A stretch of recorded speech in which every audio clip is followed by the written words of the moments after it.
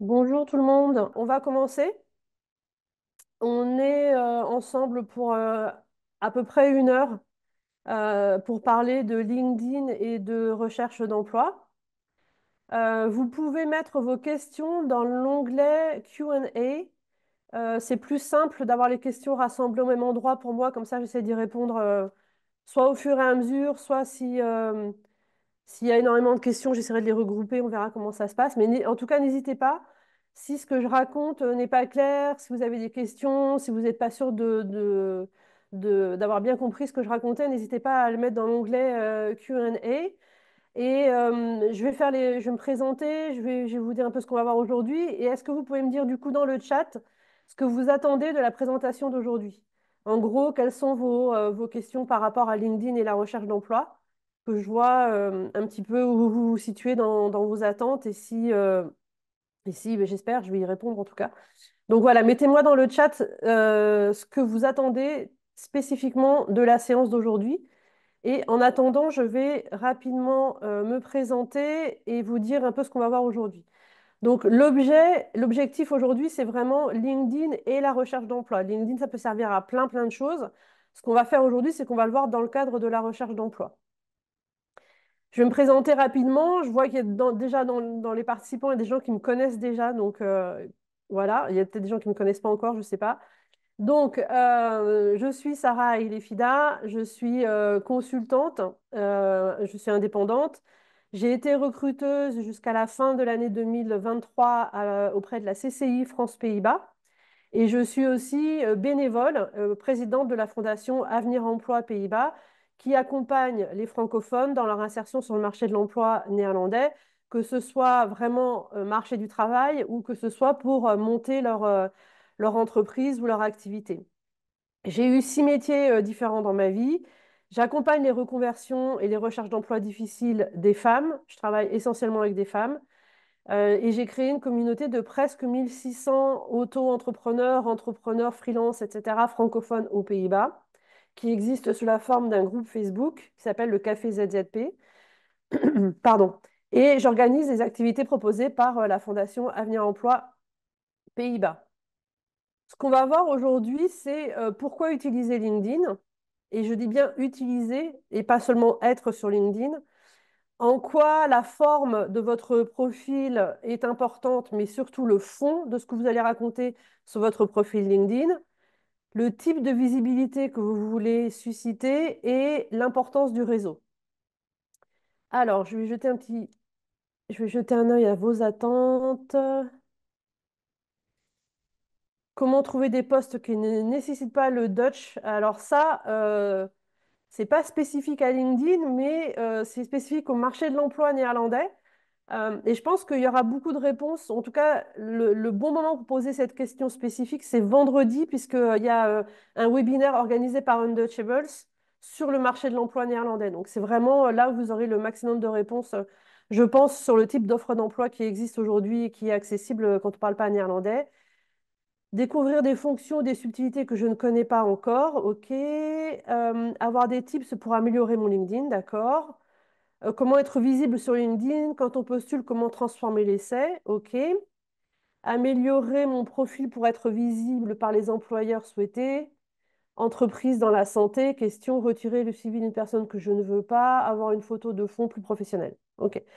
Donc j'ai l'impression qu'il y a un certain nombre de questions qui tournent autour de tips and tricks, on va dire ça comme ça, sur LinkedIn. Et en effet, il y en a plusieurs, hein.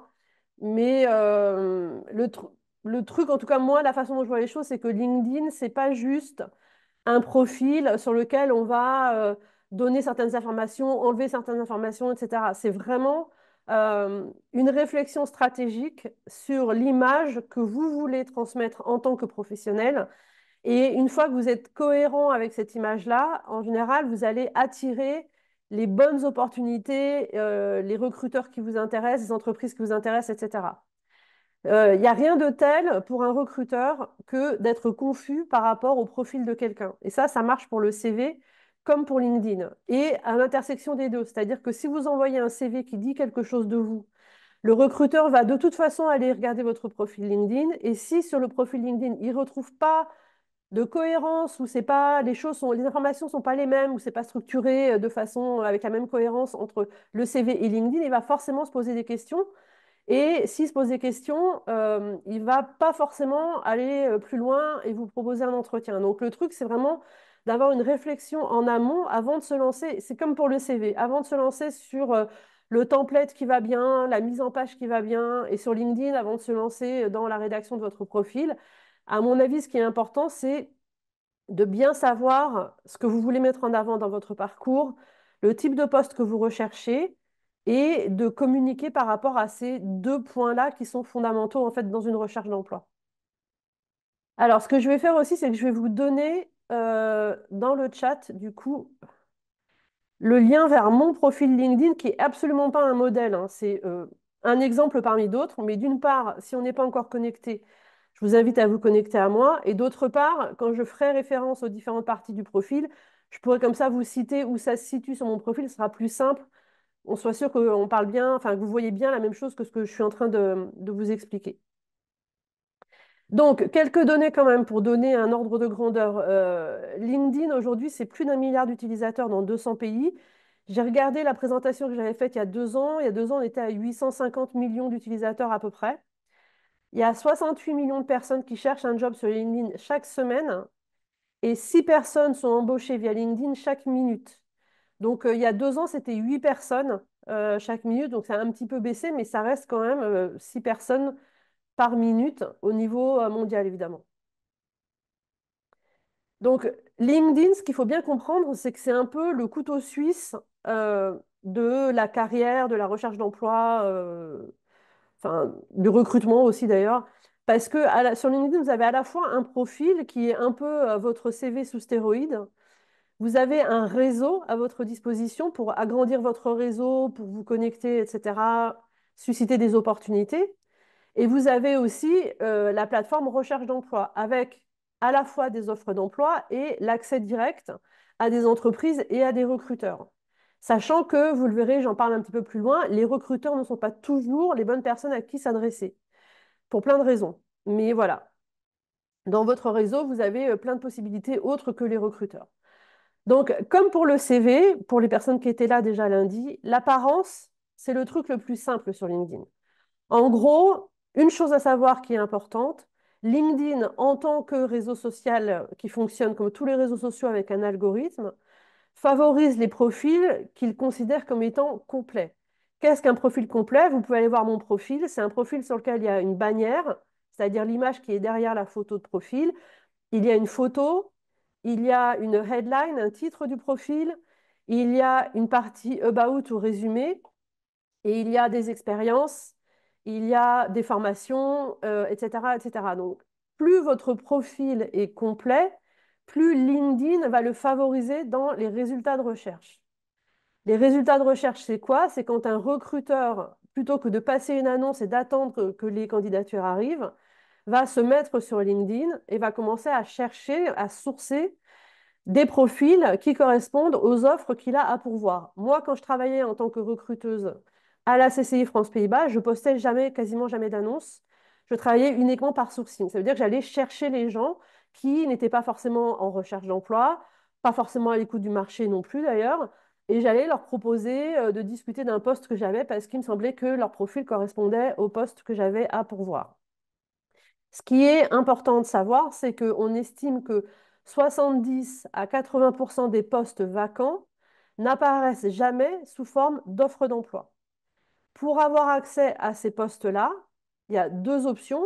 Il y a l'option votre réseau. Quelqu'un sait que le poste est ouvert et pense que vous êtes la bonne personne et va venir vous solliciter ou vous proposer le poste ou vous en parler autour d'un verre un samedi soir en disant: ah bah oui, tiens, derrière mon équipe, on cherche quelqu'un comme toi. Soit vous allez avoir des recruteurs qui vont venir vous chercher. Pour venir vous chercher, il faut que votre profil corresponde à la façon dont le recruteur va chercher. Donc, il faut que le profil soit complet, il faut qu'il y ait les bons mots-clés, il faut que tout soit mis en place pour que quand le recruteur lance sa recherche, votre profil apparaisse. Et le fait que votre profil apparaisse sur la première page de résultats ou sur la dernière page de résultats va aussi dépendre, pas que, mais va aussi dépendre du fait que votre profil est complet ou pas et des mots-clés que vous avez utilisés. Ça semble un détail, mais ce n'est pas complètement anodin. Vous pouvez personnaliser l'adresse de votre profil. Si vous regardez l'adresse de mon profil, il y a juste mon nom. Il n'y a pas derrière une série de chiffres comme souvent sur les profils LinkedIn. Pour le personnaliser, c'est hyper simple. Quand vous êtes sur votre profil à vous, dans la colonne de droite, vous avez marqué un endroit que vous pouvez personnaliser votre adresse de profil LinkedIn. Ça peut paraître un détail, ça fait juste un tout petit peu plus professionnel. Ça prend 3 secondes, donc surtout n'hésitez pas à le faire. Pourquoi utiliser LinkedIn aujourd'hui? C'est une question que vous devez vous poser, vous, quand vous êtes en train de travailler votre profil LinkedIn. Comme je le disais tout à l'heure, c'est une question de stratégie et de positionnement. Si vous voulez, vous êtes en recherche active, que c'est urgent pour vous, ou si vous êtes à l'écoute du marché, vous n'allez pas faire le même profil LinkedIn.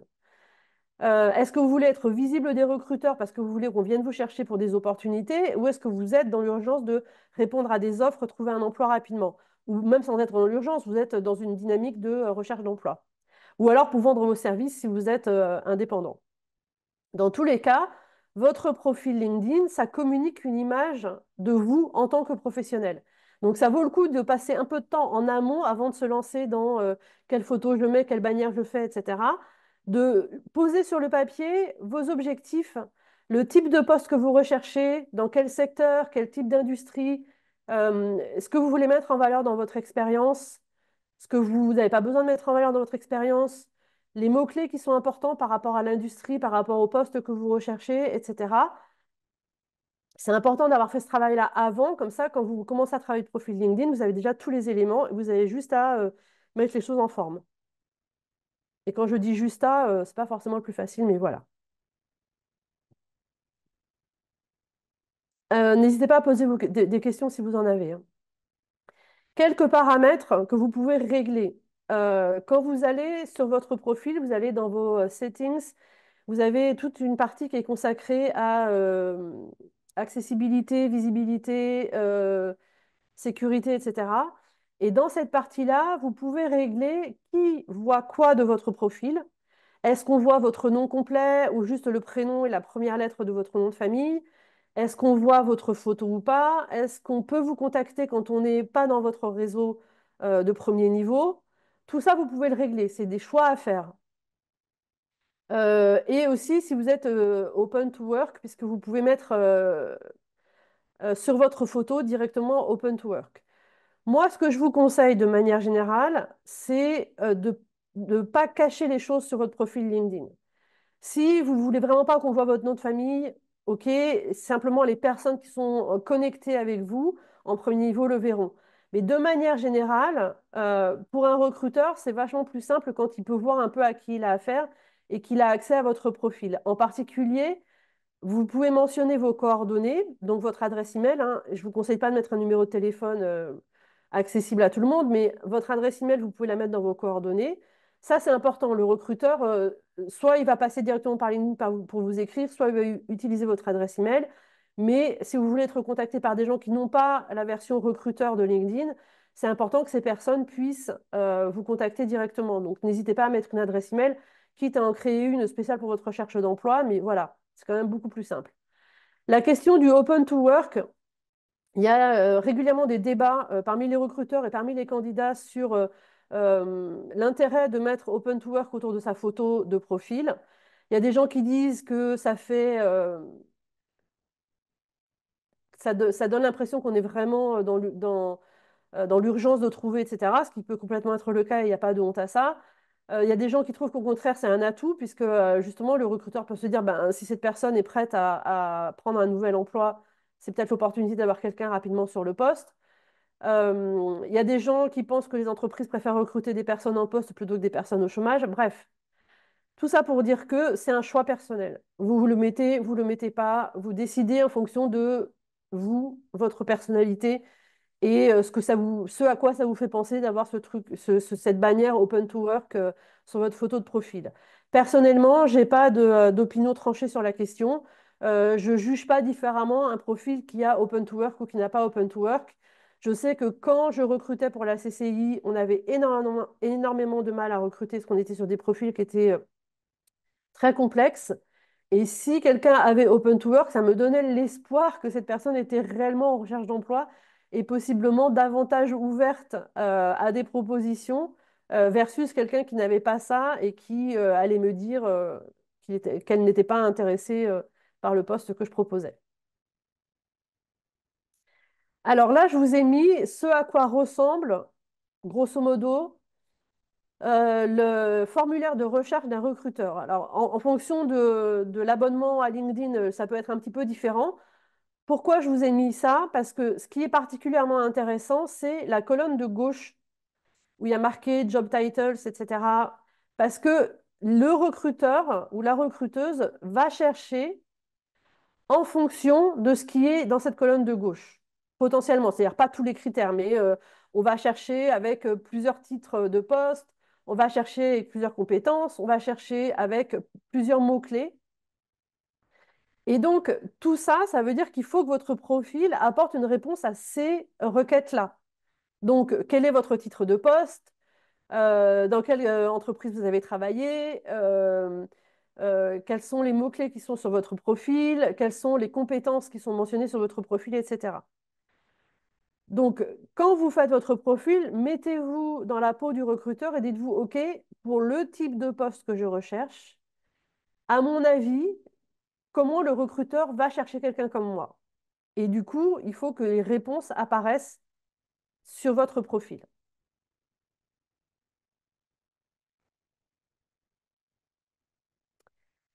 Donc, votre profil, je ne reviens pas sur la photo professionnelle, sur la bannière. Si vous voulez qu'on en parle, on en parle. C'est important que ce soit mis, évidemment, mais vous pouvez, vous avez des marges de liberté pour ça, à condition que ça reste professionnel. Et si possible, que ce soit en accord avec votre industrie. Voilà.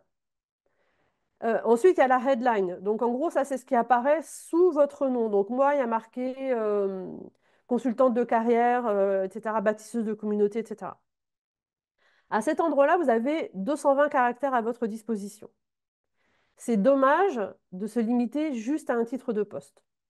Parce que en utilisant des mots-clés dans votre headline, vous augmentez déjà les chances qu'un recruteur qui fait une recherche avec ces mots-clés arrive sur votre profil. Donc là, je vous ai donné plusieurs exemples avec à chaque fois indiqué le nombre de caractères. Vous voyez bien qu'entre la première version qui est International Recruiter et la dernière version, on en sait beaucoup plus sur la personne, sur ses spécialités, et on a multiplié les mots-clés en fait. Donc typiquement, euh, j'ai indiqué le niveau de seniorité, j'ai indiqué dans quel secteur cette personne faisait du recrutement, en l'occurrence les développeurs. J'ai indiqué qu'elle travaillait en faisant du sourcing, ce qui n'est pas la même chose que de poster des offres. Que cette personne travaillait beaucoup sur la diversité et l'inclusion, en particulier celle des femmes dans la tech, et que cette personne travaillait à construire des communautés, à connecter les gens et à résoudre des problèmes. Donc vous voyez bien qu'entre la première version et la dernière version, on peut potentiellement parler de la même personne. Sauf que dans un cas, on ne sait pas grand-chose de cette personne, si ce n'est qu'elle a fait du recrutement à l'international. Dans le dernier cas, on sait un peu plus quelles sont ses spécialités, ce qui est important pour elle, sa façon de travailler, etc. Et j'ai mis d'autres versions. Donc la version 2, par exemple, j'ai mis l'accent sur les langues. Parce que c'est quelqu'un, par exemple, qui travaille aux Pays-Bas et qui veut travailler à l'international, possiblement parce que cette personne ne parle pas néerlandais et qu'elle se dit que finalement son atout, c'est de parler français, anglais, allemand. Et d'être expert en diversité et inclusion. Donc, 220 caractères, c'est une très belle occasion de mettre en avant plein de mots-clés et d'en dire un peu plus sur vous. Ce qui est important, c'est d'utiliser un titre de poste qui est compréhensible. Alors, c'est un peu moins le cas aujourd'hui, mais il y a quelques années, la mode était au titre de poste en mode ninja de je sais pas quoi, fée de je sais pas quoi, enfin bref, avec des titres un peu qui se voulaient originaux, mais qui finalement disaient quand même pas trop grand-chose de la personne. Donc, essayez d'avoir des titres qui sont intelligibles, en particulier quand vous êtes dans une situation où vous travaillez à l'international, si vous êtes français aux Pays-Bas par exemple, pour être sûr que tout le monde comprend. Si vous faites de l'humour, l'humour, ça ne se traduit pas toujours bien selon les cultures. Vous verrez ça possiblement avec Alicia, je crois que c'est demain son atelier. Donc, attention au second degré, attention à l'humour, etc. Essayez d'être le plus transparent et clair possible. Alors, dans le chat, on me dit...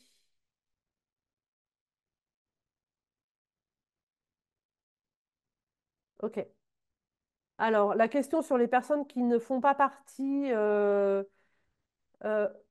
comment le mentionner sur LinkedIn? Ok, je répondrai à ça. Faudra me le rappeler, Mina. Je répondrai à ça plutôt à la fin du coup de l'atelier.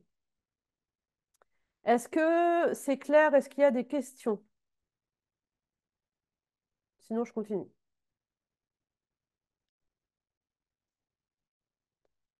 Est-ce que vous recommandez LinkedIn Prime? Oui, c'est clair. Merci Géraldine. C'est clair. Ok. Non, je ne recommande pas LinkedIn Prime. Pour plein de raisons. D'abord parce que je pense que d'un point de vue éthique, c'est quand même plus que limite d'avoir à payer pour avoir accès à une recherche d'emploi, par exemple. Bon, voilà.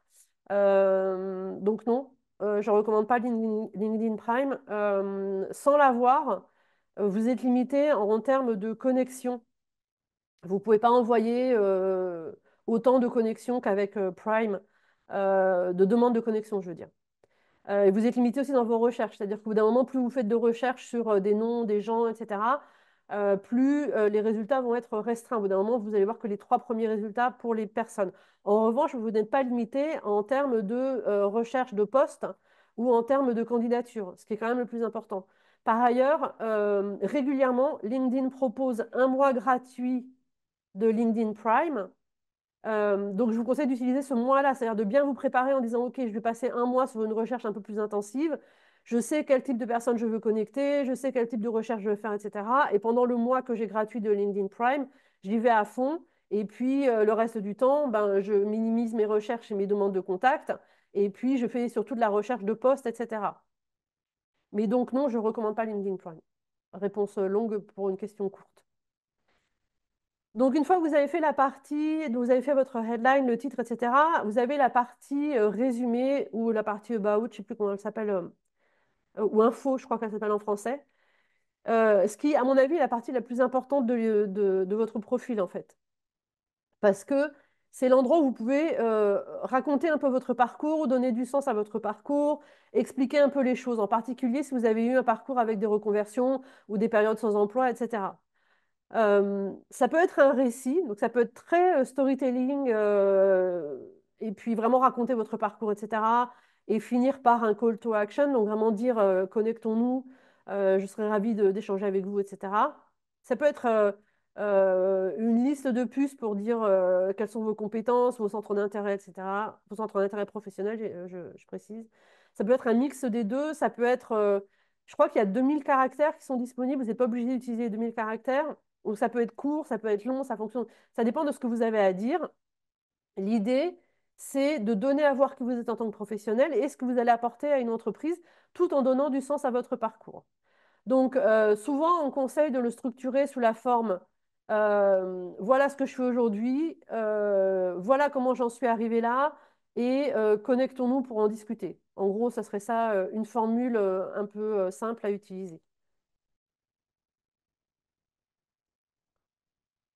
Alors que mon LinkedIn est bien mentionné que je ne suis francophone et anglophone. Oui, ça, bah, ça arrive. Moi, on me contacte régulièrement en néerlandais, alors que sur mon profil, il y a marqué que je parle anglais et français. Comment faire pour améliorer mon LinkedIn côté langue, vu que j'ai déjà deux versions anglais et français, mais il me contacte toujours en allemand. Le truc, Mila, je vais être très très directe sur le sujet, c'est que tu ne peux pas contrôler ce que font les gens. C'est-à-dire un recruteur qui recherche en allemand va envoyer des dizaines de messages de prise de contact parce que c'est automatisé, ça part tout seul, il n'a pas besoin de se poser de questions. Et un certain nombre de fois, ça va tomber sur des gens qui ne parlent pas allemand. C'est pareil aux Pays-Bas, c'est pareil en France, c'est pareil partout. Les recruteurs ne contactent pas, de manière générale, les personnes individuellement. Ils envoient des batchs de contacts parce que ça va plus vite en se disant, ben voilà, je vais voir qui me répond. Donc tu peux littéralement rien y faire. Si à partir du moment où ton profil n'existe pas en allemand, tu n'as pas marqué que tu parlais allemand, etc., tu ne peux rien y faire. Si tu veux vraiment être très clair, tu mets sur tes deux profils, celui qui est en français, celui qui est en anglais, je ne parle pas allemand, donc tu le mets dans la partie profil. Je ne parle pas allemand, merci de me contacter en anglais et en français. Et tu verras. Mais encore une fois, je pense que la plupart des messages que tu reçois doivent être des messages automatiques, enfin en tout cas qui sont envoyés en grand nombre. Et du coup, bah, ça tombe sur toi comme sur d'autres qui probablement ne parlent pas allemand non plus. Donc voilà pour la partie info. Je vous ai donné deux exemples dans les slides suivantes. Donc là, un exemple qui est assez court et vraiment direct, qui va directement sur le point important du profil. À noter, seulement les toutes premières lignes sont visibles sur l'application LinkedIn pour smartphone et énormément de personnes consultent des profils sur leur smartphone. Cela étant dit, un recruteur, il fait ça sur son ordinateur parce qu'il a besoin de pouvoir checker des listes entières de candidats. Donc voilà. Donc celui-là, c'est un profil qui est un peu court. Ouais, merci pour la précision, Géraldine. 2600 lettres espace. Mais encore une fois, je ne vous conseille pas forcément de faire très long, hein. Vous voyez, cet exemple-là, il est court, il est efficace. Parce que on sait ce que la personne va apporter à l'entreprise, puisqu'elle le dit, understanding how consumers, etc. On sait comment cette personne travaille et elle a même mis des mots-clés à la fin sous forme de spécialité, d'expertise. Donc, clairement, un recruteur qui cherche quelqu'un comme ça va avoir probablement renseigné ces mots-clés dans sa requête et va tomber sur ce profil-là. J'en ai mis un autre après qui est un petit peu plus long et qui est aussi très très bien fait parce que il y a à la fois une partie un peu storytelling, aussi longtemps que je me souvienne, etc. Il y a un résumé du parcours en mettant les choses qui sont importantes, helping clients, etc. Ce que la personne apporte à un poste. Et à la fin, il y a un vrai call to action. Let's connect. Ce qui permet de dire, je suis ouverte aux connexions, n'hésitez pas à prendre contact avec moi, etc.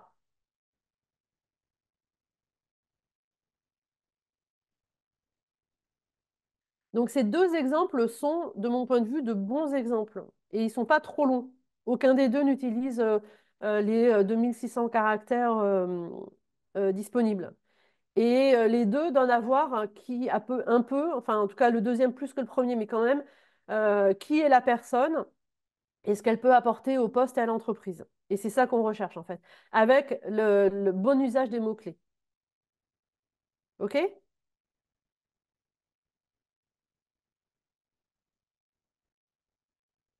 Donc, Mina l'a dit tout à l'heure, on peut avoir un profil en plusieurs langues. Vous pouvez avoir un profil, en général, on l'a en deux langues. Le mien est en français et en anglais. Et ce qui est important, c'est que comme c'est vous qui choisissez ce que vous mettez en fonction de la langue, vous pouvez tout à fait avoir un profil différent entre les deux langues. Vous pouvez viser certains types de postes en français et d'autres types de postes en anglais. À voir après le type de mots-clés que vous allez utiliser, etc. Mais vous pouvez un peu jouer là-dessus pour couvrir, par exemple, si vous travaillez certains postes dans certaines langues et pas dans l'autre, quoi. Après la partie profil, vous avez vos expériences. Comme sur le CV, il est possible de donner plus ou moins d'importance à chacune de vos expériences. C'est-à-dire que si moi, par exemple, j'ai commencé ma carrière dans l'édition, ça n'a plus rien à voir avec ce que je fais aujourd'hui. Je ne vais pas mentionner, je vais pas passer des heures à expliquer ce que je faisais dans l'édition. Il suffit de dire que j'ai travaillé dans l'édition, c'est tout. Par contre, il y a d'autres moments de mon parcours qui n'ont pas forcément à voir avec ce que je fais aujourd'hui, mais que j'ai laissé plus détaillés parce que j'estime qu'ils apportent quelque chose à ce que je fais aujourd'hui. Donc l'idée, encore une fois, c'est d'être stratégique et de hiérarchiser. Vous voulez que les expériences les plus intéressantes euh, prennent le plus de place, en gros. Donc pour chaque expérience, le titre du poste, compréhensible, comme je disais tout à l'heure, ninja, etc. Ça a été rigolo 5 minutes, mais ça apporte pas grand-chose. Et puis, aucun recruteur au monde ne fera une recherche avec le mot-clé ninja. Donc, voilà. Le nom de l'entreprise, son logo, si elle a une page LinkedIn. N'oubliez pas de lier. LinkedIn va vous le proposer, hein, quand vous allez mentionner l'entreprise. Il va vous proposer de lier automatiquement à la page de l'entreprise. Date et lieu, évidemment. Si l'entreprise n'est vraiment pas connue, c'est une petite PME française, vous êtes aux Pays-Bas, vous pouvez expliquer un petit peu ce qu'elle fait. C'est pas la peine d'y passer 3 heures, mais en détail, succinctement, je veux dire le secteur, l'industrie, enfin voilà, en gros. Votre rôle, et là, votre rôle, c'est fondamental, comme sur le CV, mais sur LinkedIn, vous avez encore plus de place pour le faire. Ne donnez pas une description de poste. Toute personne qui a eu le même poste que vous peut donner la même description de poste. Ce que le recruteur a envie de savoir, ce que l'entreprise a envie de savoir, c'est ce que vous avez apporté au poste, ce que vous y avez fait. Quelles sont les compétences, les qualités que vous avez mobilisées dans le poste pour obtenir des résultats, et donc vous pouvez aussi donner des résultats. Encore une fois, les résultats, encore plus sur LinkedIn que sur votre CV, ne doivent pas être confidentiels. C'est-à-dire que vous ne pouvez pas transmettre comme ça des résultats qui seraient confidentiels à l'entreprise dans laquelle vous avez travaillé. Les résultats ne sont pas forcément des chiffres, même si effectivement on attend souvent d'avoir des résultats tangibles et donc des chiffres, par exemple, tant de milliers d'euros de chiffre d'affaires, augmenter le chiffre d'affaires de X%, etc., etc. En fonction du poste que vous avez eu, vous pouvez donner des résultats qui sont des résultats qualitatifs. Je vois que j'ai plein de questions dans le chat. Est-ce que c'est possible d'avoir les questions dans la partie Q&A? Parce que sinon, dans le chat, il y a énormément de choses qui y voient. Alors, j'ai un profil en anglais intéressé par des postes dans la zone Benelux et nordique et je n'ai pas eu que des contacts pour des postes. Et je n'ai eu que des contacts pour des postes à Paris. J'ai aussi ajouté le résumé en français, c'est bon ou pas, ou en anglais. Ok, alors, je vais prendre 5 minutes pour répondre à tout ce qu'il y a dans le chat. Donc, les recruteurs qui contactent en allemand, j'ai répondu. Résumé en français, c'est bon ou pas, ou juste en anglais. Ça dépend, ils sont tous les deux sur le même profil ou c'est deux profils différents. Il ne faut pas mettre des langues différentes sur le même profil, en fait. Parce que c'est pas hyper clair quand on fait sa recherche à qui on a affaire, etc. Il vaut mieux avoir un profil en français, un profil en anglais, avec les mêmes informations sur les deux profils ou des informations légèrement différentes sur les deux profils en fonction de la langue. J'ai un profil en anglais intéressé par des postes dans la zone Benelux et Nordiques et je n'ai eu que des contacts dans les postes à Paris. Encore une fois, les recruteurs envoient des messages groupés et peut-être, alors je ne suis pas allée voir Romain, je ne suis pas allée voir ton profil, donc je ne sais pas, mais peut-être que tu peux, moi ça m'est arrivé de tomber sur des profils, par exemple pour les développeurs qui sont extrêmement sollicités. Quand je faisais du recrutement, ça m'arrivait de tomber sur des profils où il y a marqué directement dans la headlines, je ne suis pas intéressé par un changement de poste. Donc, clairement, je n'allais pas contacter ces gens-là. Peut-être que tu peux mettre dans ta headlines, je ne sais pas si c'est le cas ou pas, hein, encore une fois, je n'ai pas vu ton profil, recherche pour des postes Benelux et Nordics. Ou quelque chose, enfin mentionner, voire même le mentionner à plusieurs reprises, c'est-à-dire dans la headline et dans le profil, que c'est ces postes-là qui t'intéressent. Tu peux même mettre dans le profil que tu ne répondras pas à toute sollicitation pour des postes basés à Paris. Ça n'empêchera pas les recruteurs ou les entreprises qui font des envois groupés de tomber sur ton profil, hein, parce que clairement, s'ils passent par un logiciel pour en faire des envois groupés, ils ne vont pas aller voir ton profil. Mais peut-être que ça limitera en tout cas ceux qui font des contacts individuels. Géraldine, j'ai deux profils, un en anglais et un en espagnol, mais je ne touche plus au dernier depuis 6 ans. Est-ce un souci pour les recruteurs et ceux qui veulent me connaître? C'est ni un souci ni un atout. Si tu me dis qu'il n'y a pas touché depuis 6 ans, ça veut dire qu'il n'est pas du tout à jour, j'imagine. S'il n'est pas à jour, ça n'a pas de sens de le laisser. Soit tu le mets à jour, soit tu l'enlèves. Même profil. Alors ça, par contre, voilà, je déconseille d'avoir sur un même profil plusieurs langues. Si tu as besoin d'avoir plusieurs langues, je te conseille d'avoir deux profils. Ouais, je vois le lien vers ton profil, mais je ne vais pas les regarder maintenant, en fait. Je vais continuer la présentation. Pour tout le monde, si vous avez des questions après ce webinaire, vous avez mon profil LinkedIn, envoyez-moi un message et on pourra poursuivre davantage la conversation.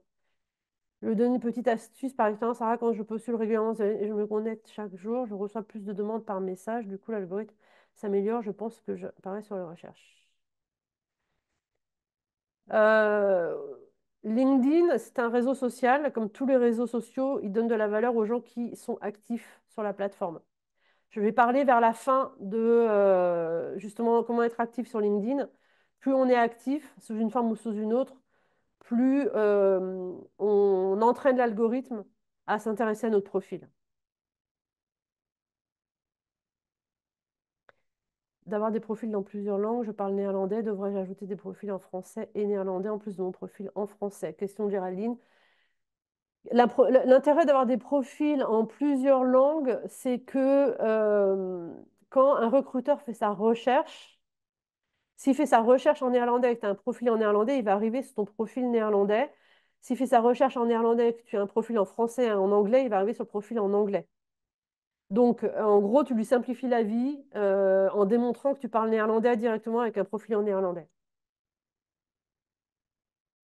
C'est mieux d'avoir un profil par langue plutôt que d'indiquer des langues qu'on parle dans un seul profil.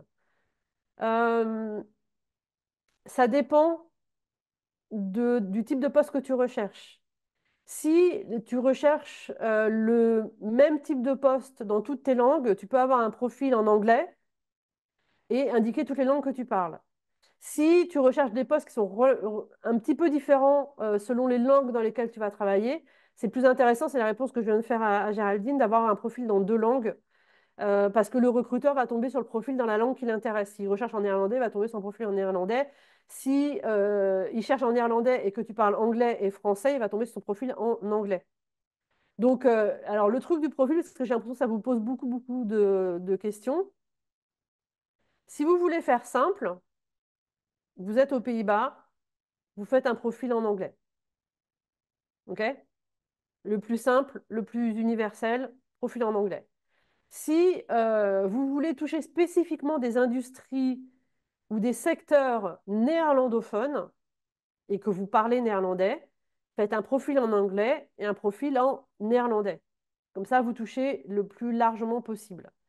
Mais si vous ne parlez pas néerlandais, faites un profil en anglais. Si vous êtes francophone et anglophone et que vous voulez travailler aux Pays-Bas, un profil en anglais suffit. Vous n'avez pas besoin d'en créer un en français pour montrer que vous parlez français et vous n'avez pas besoin d'en faire un en français pour toucher les recruteurs francophones. Quelqu'un qui recrute aux Pays-Bas va parler anglais. Donc faites-le seulement en anglais. Si vous envisagez de retourner en France ou de travailler pour des entreprises françaises, faites un profil en anglais, faites un profil en français. Comme ça, les recruteurs français basés en France, mais qui, par exemple, vont recruter quelqu'un en full remote basé n'importe où dans le monde, ils vont quand même faire leurs recherches en français et donc ils tomberont sur un profil français et ça sera le parcours le plus logique. OK? Donc, ne passez pas 300 ans à vous demander dans quelle langue je suis mon profil. Vous êtes aux Pays-Bas, un profil en anglais suffit. Vous parlez néerlandais, vous voulez viser des entreprises vraiment très néerlandaise et néerlandophone, faites aussi un profil en néerlandais. Vous êtes aux Pays-Bas, vous voulez viser des entreprises francophones françaises encore en France, faites aussi un profil en français. OK?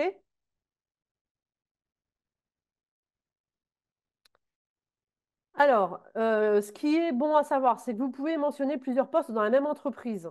C'est-à-dire que si vous avez passé 5 ans, 10 ans dans une entreprise et que vous avez évolué au sein de l'entreprise, vous pouvez, dans cette entreprise, mentionner différents postes, différentes expériences. Toujours avec des résultats plutôt que des descriptions de postes. D'ailleurs, depuis quelque temps, il est possible d'utiliser la mention parents au foyer, on leave, career break sur LinkedIn. Si vous avez eu des interruptions, vous pouvez les mettre, plutôt que d'avoir des trous dans votre parcours, vous pouvez mettre 1 an, 2 ans, plus longtemps de pause professionnelle en fonction de la raison de la pause. C'est un choix personnel. Il y a des gens qui ne sont pas à l'aise avec ça, qui pensent que ça met l'accent sur les moments où ils n'ont pas travaillé. Il y a des gens qui pensent que autant être transparent et dire ce qui s'est passé, en tout cas montrer qu'on n'a pas travaillé. Moi, ma position, c'est que j'encourage toujours à être transparent dans la façon dont on communique sur son parcours, plutôt que d'essayer d'étirer des expériences pour masquer des trous, par exemple. Il y a des gens qui font ça. Je trouve pas ça hyper pertinent. Donc, voilà, vous pouvez mentionner des absences, des interruptions dans votre parcours. En ce qui concerne la formation et l'éducation, jusqu'où remonter? C'est-à-dire quel diplôme ou quel type de formation vous allez mentionner? Ce qui a du sens par rapport au poste auquel vous êtes en train de postuler. Si vous avez un master et que c'est le master qui va faire foi par rapport à votre éducation et le type de job que vous recherchez, c'est pas la peine de mentionner que vous avez le brevet des collèges, ni même le baccalauréat. Et c'est pas la peine non plus de mentionner les classes préparatoires parce qu'aux Pays-Bas, ils savent pas ce que c'est qu'une classe préparatoire. En revanche, vous pouvez avoir un master et un CAP en pâtisserie parce que vous avez décidé de faire une reconversion et du coup, gardez le master parce que ça montre votre niveau d'études, le niveau d'études le plus élevé atteint, mais ce qui va faire foi pour votre recherche en tant que pâtissier, ça va être le CAP. Donc évidemment, vous mettez le CAP. Donc en gros, c'est une question de logique. Qu'est-ce qui est important dans mon éducation par rapport au poste que je recherche? Et c'est pareil pour tout ce qui est qualification, certification, etc. Si c'est important pour ce que vous recherchez, je pense en particulier aux chefs de projet qui peuvent avoir des certifications genre Agile, Scrum, etc.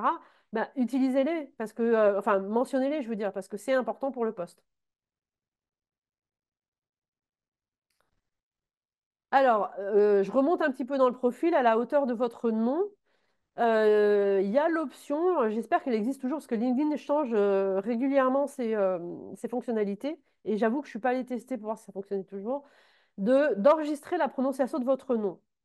Ce qui peut être utile quand vous avez un nom comme le mien, par exemple, où les gens se posent toujours la question de savoir comment le prononcer. Donc, j'ai enregistré mon nom pour que les gens sachent comment le prononcer. Cela dit, il y a des gens qui utilisent je crois que c'est 10 secondes, pour en passer un message.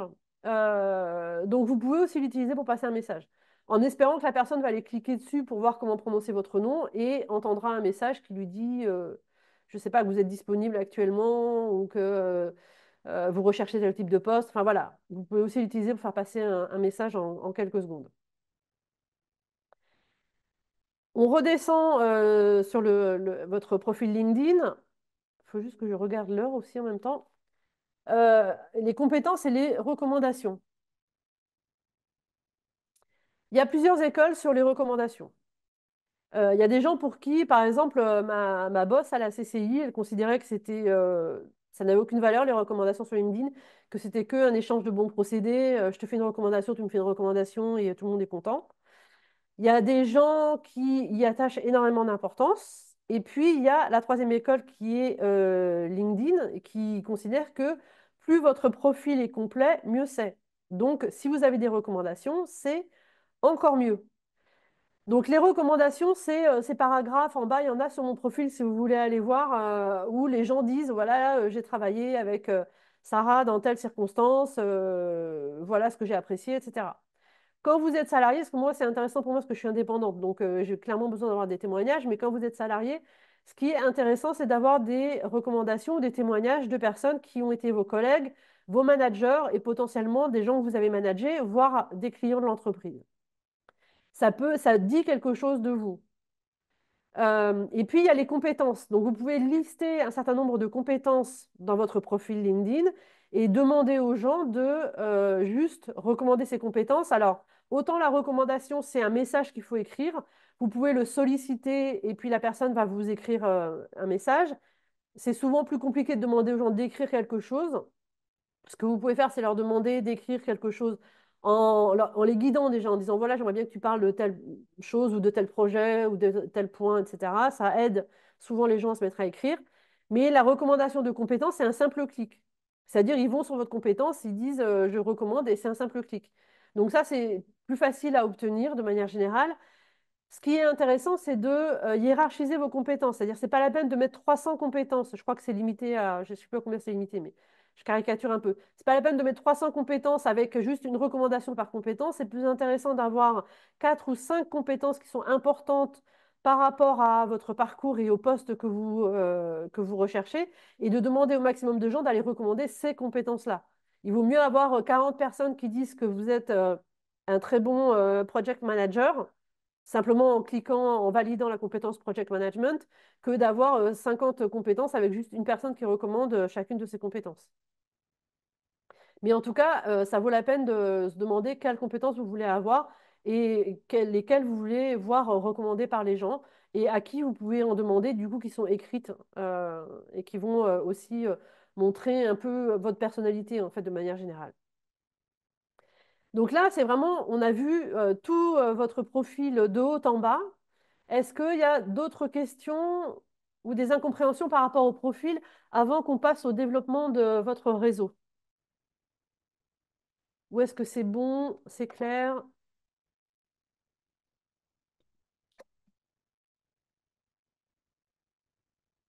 Non, pas de questions, pas de remarques. On est bon? Ok. Ah, alors, dans le chat, on me dit c'est bon. Ok, cool. Donc, on continue sur la partie réseau.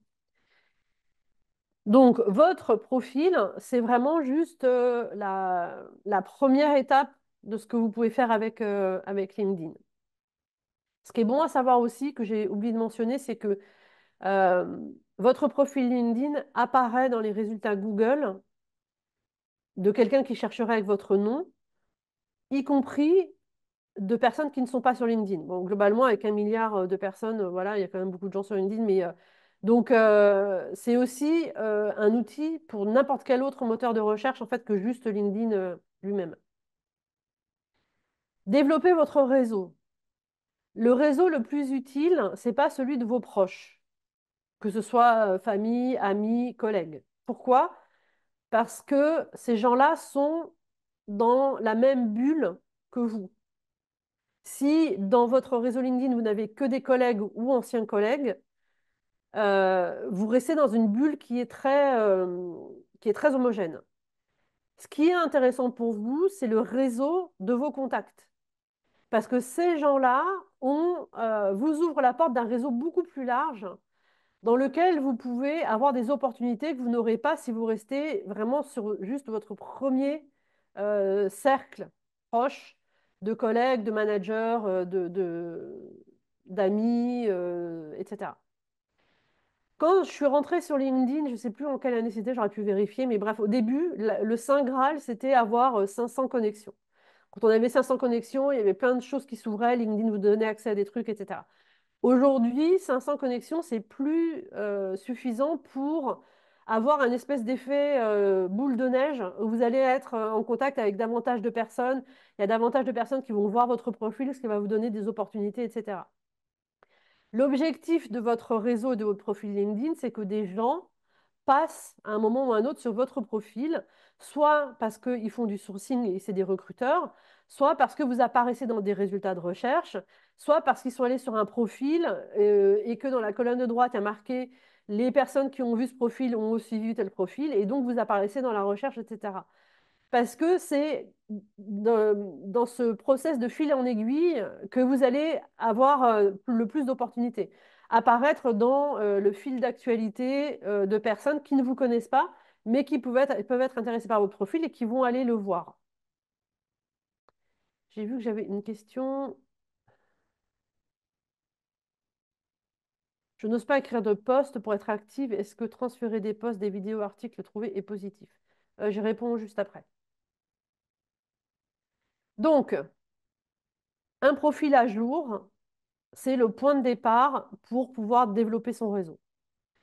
Comment développer son réseau? Souvent, le premier réflexe qu'on a, c'est aller se connecter avec des recruteurs en se disant, bah, eux, ils recrutent, donc ils vont savoir quoi faire de mon profil. Ce n'est pas forcément toujours les recruteurs qui sont les personnes les plus personnes ressources dans une recherche d'emploi ou dans le développement de votre réseau. Pourquoi? Le recruteur ou la recruteuse cherche un type de poste spécifiquement. Donc oui, il a tendance à faire rentrer plein de gens dans son réseau parce qu'il a besoin d'avoir du monde. Il y a une espèce de masse critique. Mais il ne va pas forcément être proactif une fois que vous êtes dans son réseau. Il ne va pas forcément vous proposer des choses Ça va pas forcément vous faire avancer beaucoup d'avoir énormément de recruteurs dans votre réseau. C'est plus important, plus intéressant en tout cas, d'avoir des gens qui sont dans les secteurs d'activité qui vous intéressent, des gens qui ont un poste qui vous intéresse ou qui managent des personnes qui ont le poste qui vous intéresse. Parce que comme ça, vous allez créer une espèce d'écosystème où il va y avoir des potentielles opportunités pour vous. Si quelqu'un manage des personnes comme vous, peut-être que cette personne, à un moment ou à un autre, va avoir besoin de quelqu'un comme vous. Euh, Si vous voulez rentrer dans un secteur d'activité, que vous voulez vraiment continuer dans un secteur d'activité, le plus de personnes dans votre réseau vous allez avoir qui sont dans le même secteur que vous, le plus de chances vous allez avoir de voir passer des opportunités de poste ou de rentrer en contact avec des gens qui potentiellement à un moment ou à un autre vont chercher quelqu'un comme vous. Idem pour les entreprises. Il y a des gens qui veulent travailler dans une entreprise spécifique. Ben, l'idée, c'est de vous connecter à des gens qui travaillent déjà dans cette entreprise. Parce que ces personnes pourront, à un moment ou à un autre, vous dire, ou même poster sur LinkedIn qu'il y a un poste qui est ouvert dans leur service ou dans leur entreprise. Donc l'idée, c'est encore une fois de réfléchir en vous disant, OK, moi, qu'est-ce que je veux pour ma carrière ou mon parcours? Et du coup, avec qui je vais me connecter?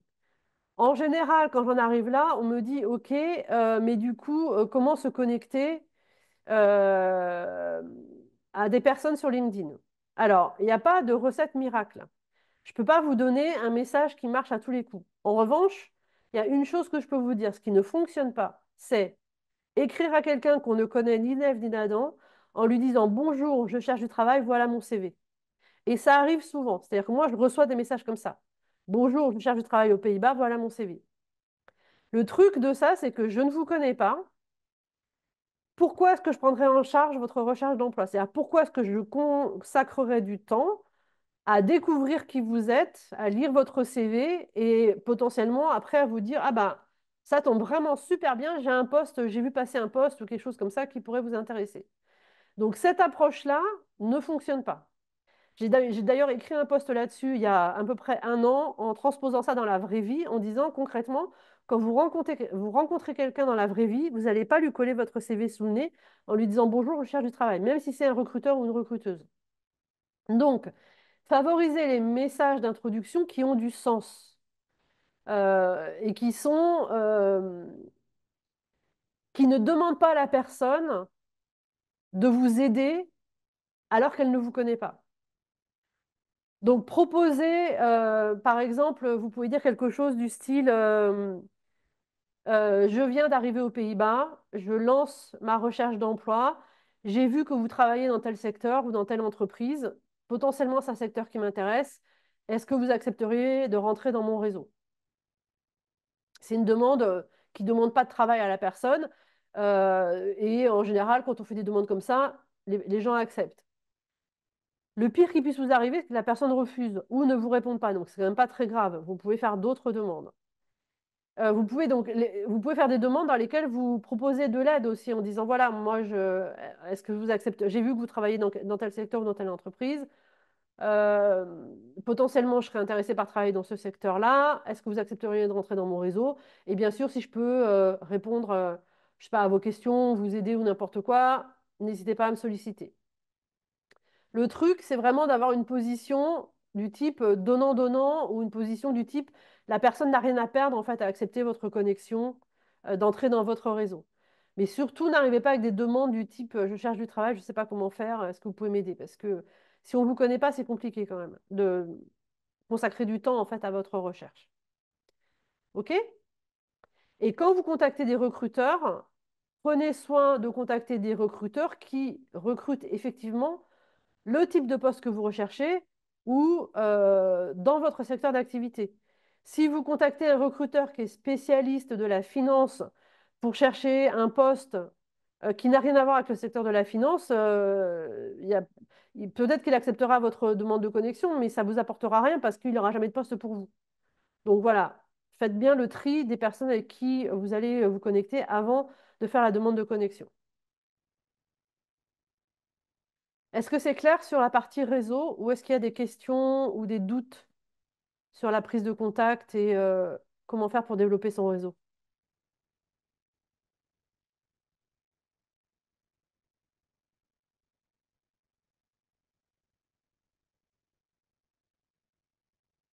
des messages dans le chat. C'est assez clair. Oui, clair, c'est clair. OK, on continue. J'imagine que si vous êtes déjà sur LinkedIn en recherche d'emploi, vous savez créer des alertes pour recevoir les offres qui vous correspondent chaque jour. En gros, pour ceux qui ne savent pas, vous pouvez créer des alertes, vous paramétrez votre recherche, vous créez une alerte et LinkedIn va vous envoyer chaque jour les offres d'emploi correspondant à votre recherche. Le fait est que parfois, c'est plus ou moins ajusté à ce que vous recherchez. En particulier, s'il y a peu d'offres qui correspondent à ce que vous recherchez, LinkedIn va avoir tendance à combler en vous envoyant des offres qui sont adjacentes ou pas du tout d'ailleurs. Donc, il faut vraiment faire le tri, ou des offres qui sont anciennes. Donc, en général, la première page de résultats est plutôt pas trop mauvaise. Mais en fonction du poste et du fait qu'il y a beaucoup de postes comme ça ou pas, vous allez plus ou moins avoir de pertinence. Tout est clair, communiquer sur sa recherche et son domaine d'activité à toute personne que l'on rencontre est une occasion de connecter avec des personnes choisies et connues. Oui, Géraldine, absolument. Je vois que j'ai une question. Est-il recommandé d'envoyer un message au recruteur, au manager, après avoir postulé à une offre? Avant d'avoir postulé à une offre. Alors, on va aborder cette question-là du coup. Aux Pays-Bas, c'est pas forcément le cas en France. Aux Pays-Bas, il est très bien vu, quand il y a une personne qui est indiquée dans l'offre d'emploi, de prendre contact avec cette personne avant même d'envoyer sa candidature. Pourquoi? Parce que si vous n'êtes pas la bonne personne pour le poste, autant le savoir à travers un coup de fil ou un email. En général, s'il y a le téléphone qui est donné, je vous conseille de donner un coup de fil. Autant le savoir et ne pas perdre de temps à optimiser votre CV, votre candidature, etc. Si vous le savez tout de suite, comme ça, c'est réglé. Si vous êtes la bonne personne pour le poste, au moment où vous allez envoyer votre candidature, le recruteur aura déjà entendu parler de vous puisque vous aurez déjà échangé avec cette personne. Ce qui vous donne, ce qui vous fait sortir du lot, en fait, ce qui vous donne un ascendant par rapport aux autres candidatures qui seront reçues. Quand vous prenez contact avec le recruteur avant même d'envoyer votre candidature, posez des vraies questions sur le poste. C'est-à-dire, en gros, ne posez pas des questions du type, alors c'est une vraie question, mais ce n'est pas intéressant de démarrer la conversation là-dessus, combien il y a de jours de vacances? En revanche, si c'est important pour vous de pouvoir travailler à temps partiel et que la possibilité du temps partiel n'est pas mentionnée dans l'offre et que pour vous, c'est une condition sine qua non, vous pouvez tout à fait prendre contact avec le recruteur et poser une question sur la possibilité du temps partiel. Autre cas de figure, l'offre est en néerlandais. On demande le néerlandais, mais vous voyez que l'offre est ouverte depuis longtemps. Prenez contact avec le recruteur et demandez-lui est-ce que le néerlandais est toujours un prérequis? Et si oui, quel niveau de néerlandais vous attendez? Est-ce que c'est du néerlandais pour parler à la machine à café ou est-ce que c'est pour animer des réunions?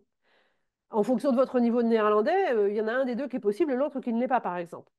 Donc, si vous pouvez, parce qu'il y a un contact qui est donné dans l'offre, prenez contact avant d'envoyer la candidature. Est-ce que ça vaut le coup d'aller taguer, enfin d'aller parler à un recruteur après avoir envoyé la candidature? Je pense que beaucoup de gens le font. Si vous avez un message très pertinent à envoyer à ce moment-là, pourquoi pas? Si c'est juste pour dire Hello, j'ai envoyé ma candidature, j'ai pas l'impression que ça ait une forte valeur ajoutée. Soit votre candidature se tient par elle-même et elle fera le job, soit elle ne le fera pas et c'est pas parce que vous allez envoyer un message après que ça va fonctionner. Mais ça reste un choix personnel. Euh, Vous pouvez décider d'envoyer un petit message après pour dire au fait, j'ai candidaté. Mais ce type de message, s'il n'y a pas une information supplémentaire, je trouve que c'est pas.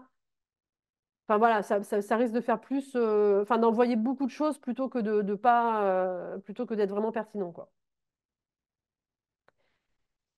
Margot, dans les recommandations LinkedIn, on m'envoyait beaucoup de posts pour docteur, mais jamais j'ai mis dans mon LinkedIn que je suis un docteur, ce que je recherche des postes en tant que docteur.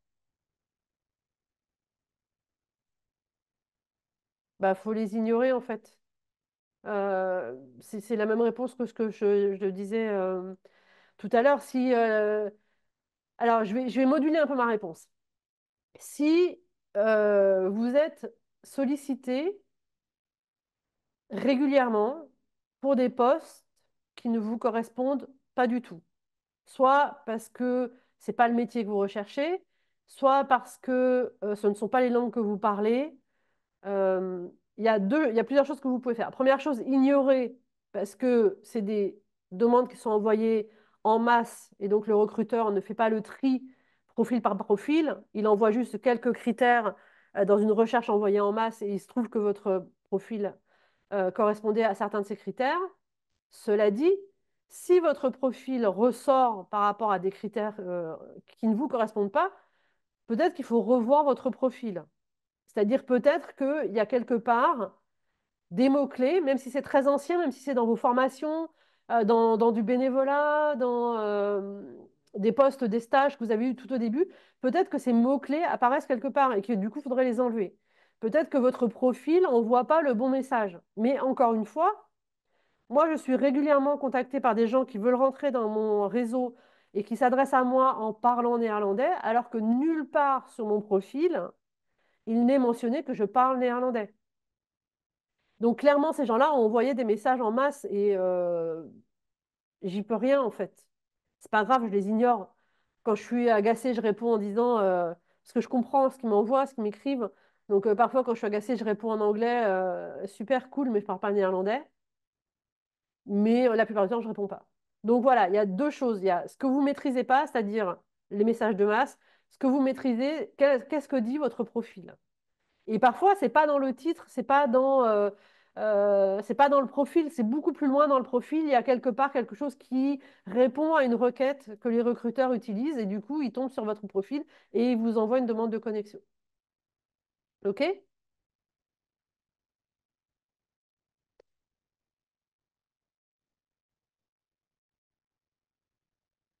Question ultra spécifique, Serge, le marché néerlandais est-il ouvert aux devs web juniors issus d'une reconversion professionnelle?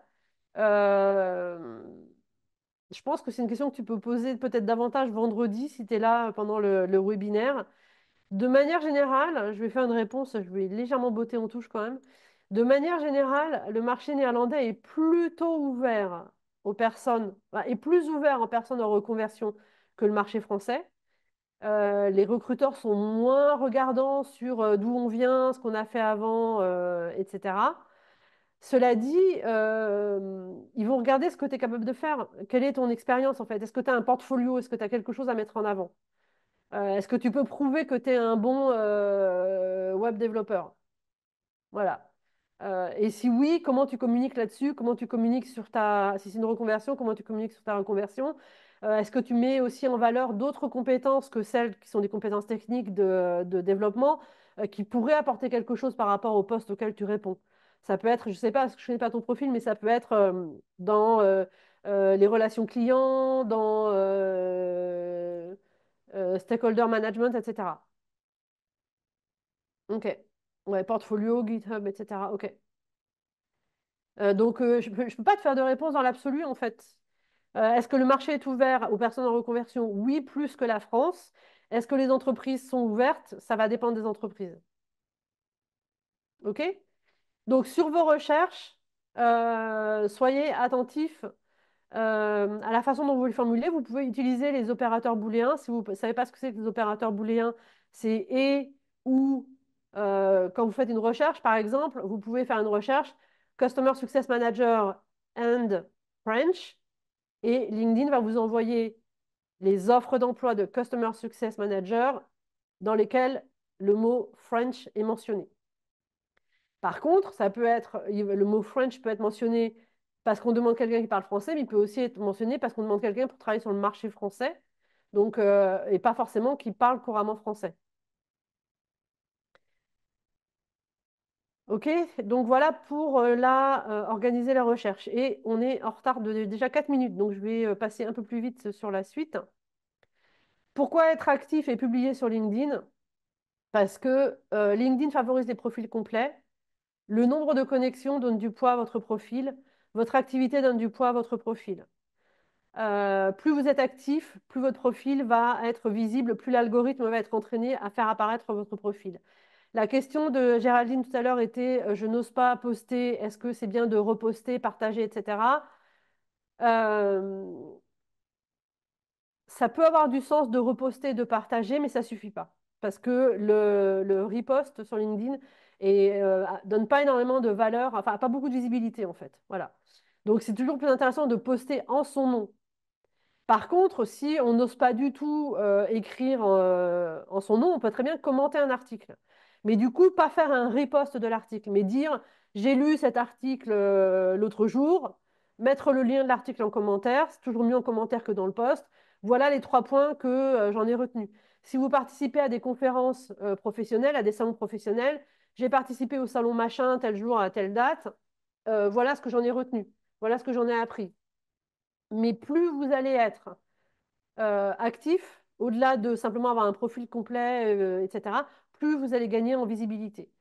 Donc, comme je le disais au début, LinkedIn, c'est votre CV sous stéroïde, un réseau infini que vous pouvez développer et la possibilité de chercher un emploi et aussi la possibilité d'être visible. Et c'est en articulant tout ça que vous allez renforcer votre visibilité, le fait que les gens vont passer sur votre profil, y compris les recruteurs, et possiblement vous proposer des opportunités. Vite fait, après une interruption en reconversion job hopping, comme pour le CV, ce qui est intéressant sur LinkedIn, c'est que vous avez beaucoup plus de place pour le faire. Expliquez votre parcours. Pourquoi des interruptions? Sans dire, si par exemple si vous avez été malade, sans dire la maladie. Pourquoi la reconversion? Pourquoi les changements de poste? Et surtout, surtout, surtout, comme sur le CV, mettre en avant encore plus, avec plus de poids, plus d'exemples, plus de mots-clés, pourquoi vous avez des compétences à apporter sur le poste, dans le secteur dans lequel vous recherchez, ce que vous pouvez apporter à une entreprise si elle vous recrute. Voilà, on est un petit peu en retard par rapport à l'horaire. Est-ce que on a quand même le temps hein, pour des questions, donc n'hésitez pas. Est-ce que vous avez des questions, des remarques? Et sinon, comme je le disais tout à l'heure, vous avez dans le chat mon profil LinkedIn. N'hésitez pas à venir me poser des questions du coup directement en message sur LinkedIn. J'y répondrai. Ça me permettra aussi d'aller voir votre profil et de faire des réponses un peu mieux adaptées en fait à la réalité de chacun. Super. Merci beaucoup. Merci à tous.